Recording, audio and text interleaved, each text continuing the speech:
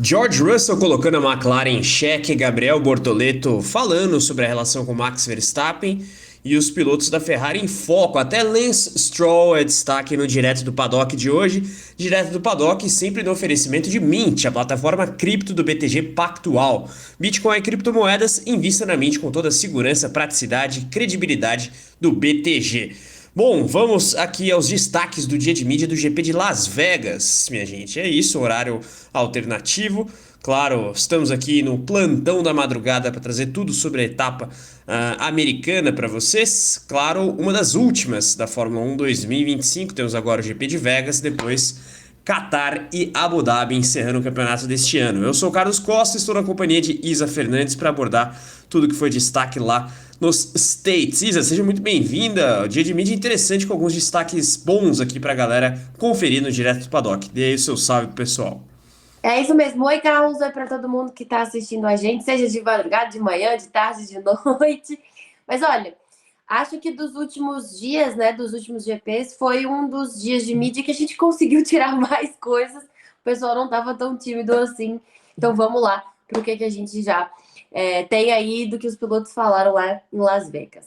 É isso mesmo, porque assim, com o fuso horário, imagino que muitos vão nos assistir de manhãzinha aqui no Brasil, mas a gente fica em cima do lance acompanhando real time as declarações por lá. Vamos começar com o heptacampeão Lewis Hamilton, Isa, porque recentemente a gente teve uma crítica forte do presidente da Ferrari, o John Elkann, àquilo que ele chamou de muita falação, assim coloquemos, por parte dos pilotos e do staff mesmo da Ferrari na Fórmula 1, Frederico Vasseur e tudo mais. Agora o Hamilton foi interpelado sobre as declarações do John Elkann e deu uma resposta à altura. O que disse o piloto inglês, Isa? Exatamente. O Hamilton foi questionado sobre isso hoje lá em Las Vegas e ele trouxe primeiro que aquele post que ele e o Leclerc fizeram, pelo menos do lado dele, ele não fez com a intenção, né, de rebater o presidente da Ferrari ou de, né, enfim, mandar ali uma certa indireta.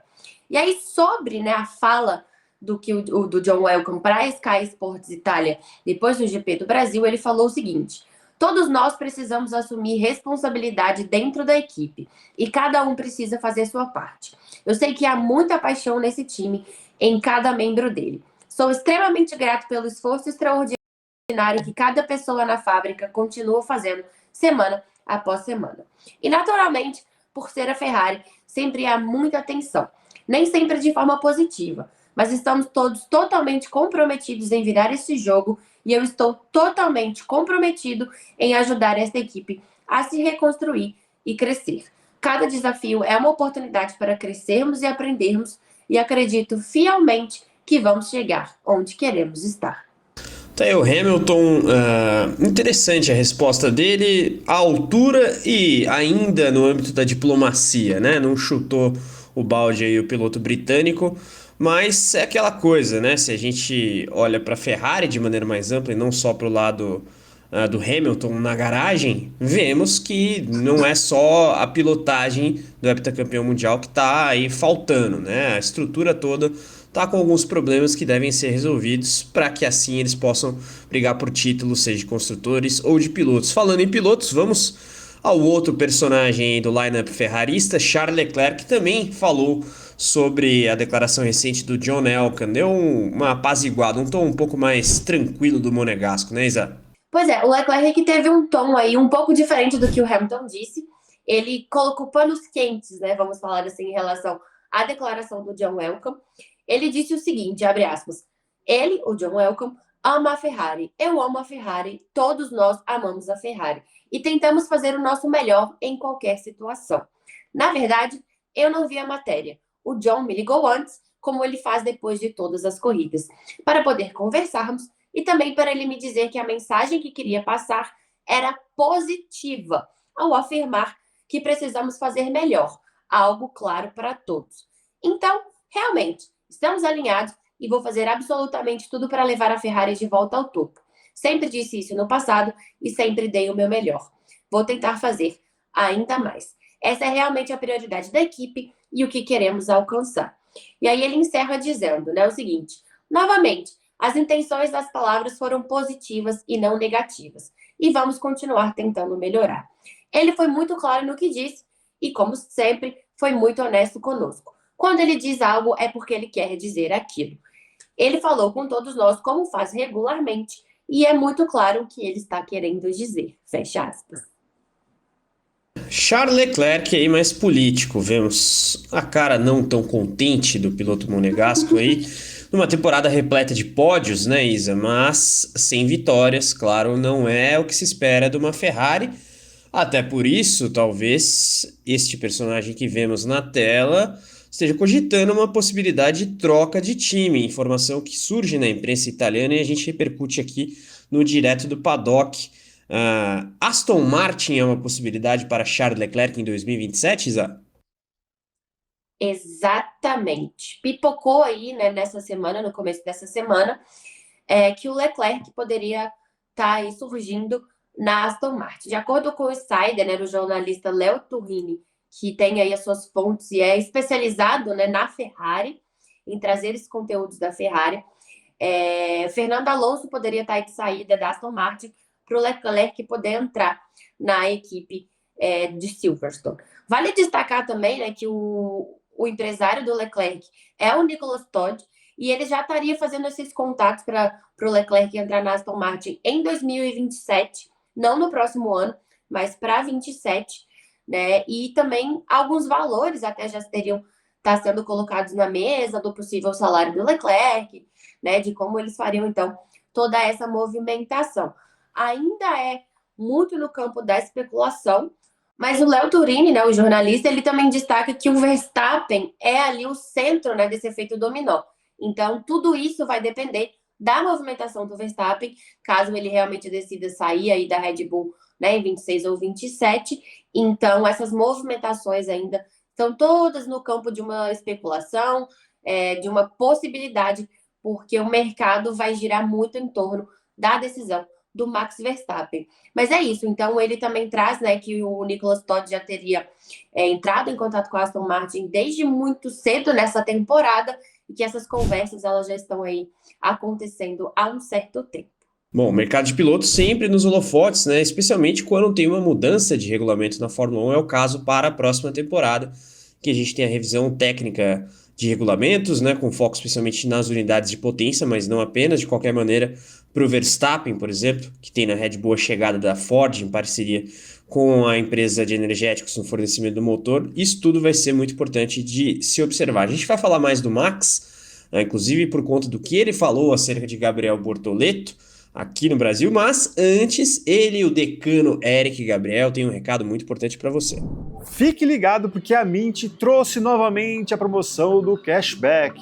Você que ainda não investiu na Mint, basta você investir a partir de R$ 150 em qualquer criptoativo e a Mint te devolve R$ 50 em Bitcoin. É isso aí, você investe a primeira vez, utiliza o cupom MOTOR50 na hora que você estiver fazendo o seu cadastro ali com os seus dados e investe R$ 150 em criptomoedas. Assim que você fizer esse investimento, até o 5º dia útil do mês seguinte você vai receber os R$ 50 em Bitcoin. É isso aí. Mint, a plataforma cripto do BTG Pactual. É a palavra do Eric, a gente tem que ouvir com toda atenção, parar e prestar atenção aos detalhes. Então aproveitem aí a promoção do cashback na Mint. QR Code na tela, link na descrição se você estiver nos ouvindo ou nos assistindo através do celular. Vamos agora ao que prometemos, a relação Verstappen e Gabriel Bortoleto, uma vez mais no centro das atenções em um dia de mídia da Fórmula 1. O GP de Las Vegas não foi diferente.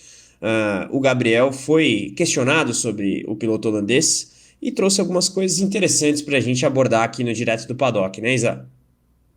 Exatamente. O Verstappen esteve, né, aqui quando ele esteve no Brasil na passagem, né, para o GP de São Paulo, ele participou do podcast Pelas Pistas, e aí, durante, né, ali o bate-papo, ele falou que antes mesmo do Gabriel chegar à Fórmula 1, ele disse para a Red Bull, olha só, fica de olho no Gabi. E aí o Bortoleto respondeu, né, nesse dia de mídia lá em Las Vegas, em relação a essa fala do Verstappen.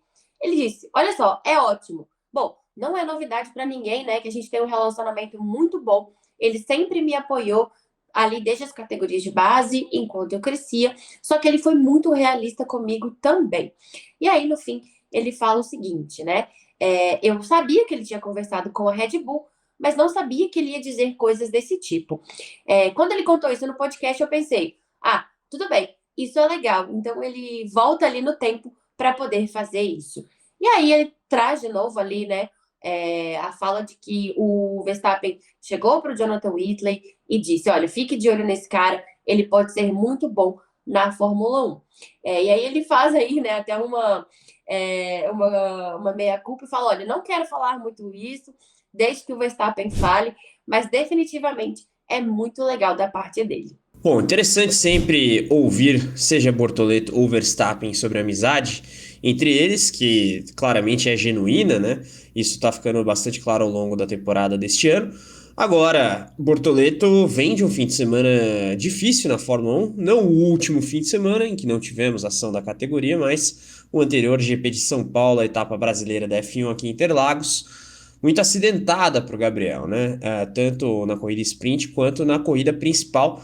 Ele falou também sobre as dificuldades na corrida de casa e o que ele projeta aí para o GP de Las Vegas, né, Isa?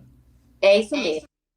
Ele falou assim, olha, a gente faz 24 corridas por ano e tivemos outras corridas difíceis também. Talvez não tão difíceis quanto o Brasil, porque lá eu tive 2 acidentes. Eu basicamente não bati o ano inteiro e foi meio chocante isso acontecer logo no Brasil. Mas, ao mesmo tempo, são aprendizados e terei muitas outras oportunidades de correr no Brasil. Eu não preciso vencer ou ter minha melhor atuação de todas logo na minha primeira vez.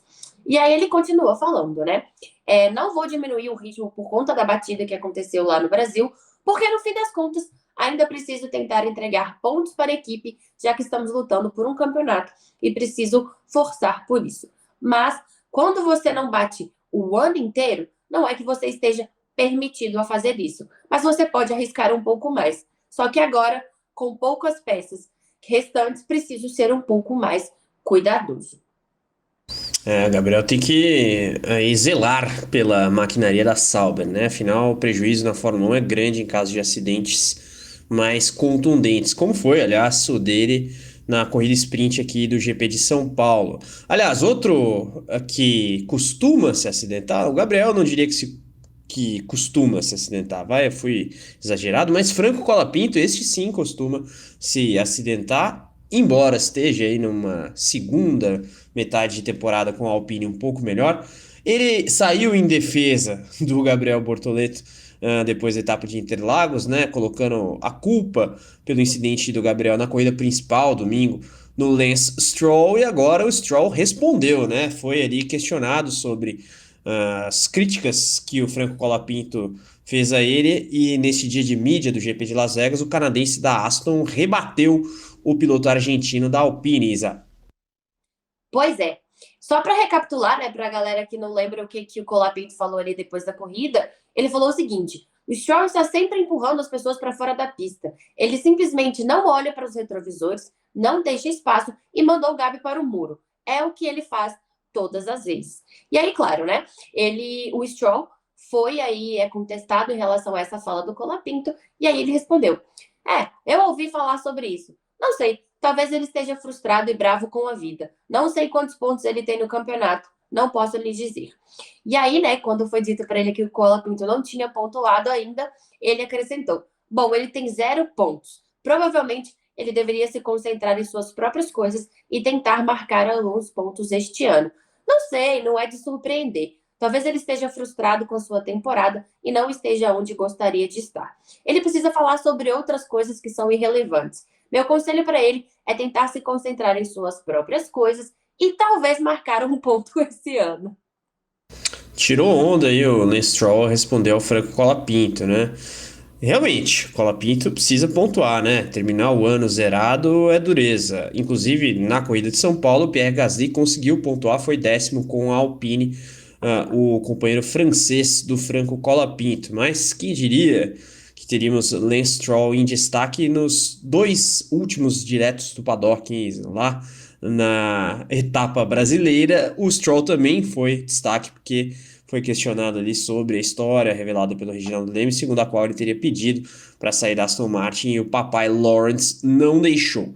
Agora, já que abordamos aí situações de pista, né, seja de Brasil ou do que está por vir no GP de Las Vegas, vamos abordar o pelotão da frente, afinal, o George Russell, minha cara Isa Fernandes, colocou em xeque o desempenho da McLaren no GP de Las Vegas, uma etapa importante no contexto de briga por título, né?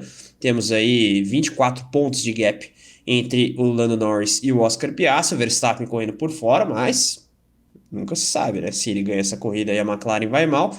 Quem não tá botando muita fé na McLaren é justamente o Russell, que, coincidentemente ou não, é um, digamos, rival do tetracampeão mundial. O que disse o piloto inglês da Mercedes, Isa? Pois é, vale a gente lembrar, né, e trazer aqui que tá muito frio, é inverno nos Estados Unidos nessa época, e tá chovendo bastante, né? A gente, né, o pessoal pode acompanhar pelas redes sociais do Motorsport, a gente trouxe ali alguns vídeos, choveu muito ali na área, né, onde acontece ali na Strip, onde acontece a corrida, não foi tão afetado quanto no restante da cidade, mas ainda assim os pilotos estão muito preocupados com o fato de chover neste fim de semana, chover na corrida, porque já está frio por si só. Então, com a chuva, os pneus, né, a situação dos pneus vai ficar ainda mais preocupante. Vale lembrar também que eles estão usando aí uma asa de baixíssimo downforce, parecido com Monza, por conta além das condições de pista. Então, com todos esses fatores juntos, o Russell acredita que a McLaren vai ter mais dificuldades que o normal neste fim de semana. E aí ele traz o seguinte: se eu tirasse a Mercedes da equação e tentasse adivinhar quem venceria neste fim de semana, acho que este seria um circuito em que a McLaren teria mais dificuldades do que o normal. E aí ele acrescenta, né? Esse circuito tem algumas características semelhantes às duas pistas, ali falando em relação ao Canadá e em Baku. Quando falamos de frio, do tipo de asfalto, do pneu C5 e, obviamente, do baixo downforce. Baku é igual a Las Vegas, mas há sempre surpresas. E acho que agora o Q3 está muito próximo entre muitas equipes. Se você puder fazer uma volta mágica e largar na pole position, todo o seu fim de semana muda. Eles estarão lá ou por volta disso, mas acho que a Red Bull provavelmente tem uma chance melhor. Será? Vamos ver aí o que o Verstappen pode fazer nesse GP de Las Vegas. O Verstappen, que aliás chega para a etapa americana com 341 pontos, então bem aquém do Norris, que lidera o campeonato. O Lando tem 390, como dito, 24 pontos a mais do que o Oscar Piastri, que no momento soma 366, 366 pontos aí o australiano. Se tivermos de fato uma corrida com tamanha baixa aderência, mais um desafio para o Piastri, que tem sofrido aí em pistas com essa característica. A gente vê na tela a situação de campeonato aí antes do GP de Las Vegas. Verstappen, que inclusive pode ter que mudar de número ano que vem, né, Isa? Um destaque aí de última hora. Que história é essa? Pois é, o Verstappen foi questionado sobre o fato dele não usar o número 1 na próxima temporada, caso ele não seja campeão, né? E volte a usar o 33. Só que na resposta ele surpreendeu todo mundo, porque ele disse que ele não sabe se ele vai usar o 33.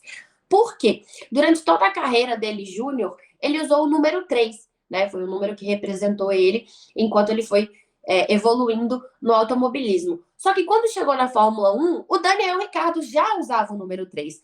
O Daniel Ricciardo, que usa o número 3, né, usou nos seus 11 anos de Fórmula 1 em homenagem ao Dale Earnhardt, que é um piloto, né, uma lenda da NASCAR, desculpa. E aí o Verstappen não podia usar o 3, já que o Daniel Ricciardo estava usando, e aí ele colocou o 33, que é o 3 duas vezes, né? Só que agora já fazem aí um ano, vai para 2 anos que o Daniel está aposentado, e só que ainda assim ele precisaria pedir uma autorização para a FIA e para o próprio Daniel Ricciardo para ele poder usar o número 3, porque o número fica reservado para o piloto caso ele queira voltar, né? Caso ele volte aí para a Fórmula 1. Então, o Verstappen, se ele quiser realmente usar o 3, ele vai ter que pedir à FIA e pedir para o Daniel Ricciardo para que ele possa usar o 3. Então, deixando de ser o 33 para ser o 3. Estranho, né? Porque a gente, além de ver ele como já acostumou ele ser o Max Verstappen 33, e aí, assim, do nada ele mudar pro 3 vai ser uma coisa, acho que engraçada. Max Verstappen você não use, tá? Deixa o 3 quieto. Vamos ver aí as cenas dos próximos capítulos, porque se tivermos Verstappen com outro número, também é em decorrência da não conquista de título, né? Até pelo retrospecto histórico, sabemos que o Verstappen manterá o número 1 caso conquiste o pentacampeonato consecutivo na categoria máxima do automobilismo mundial.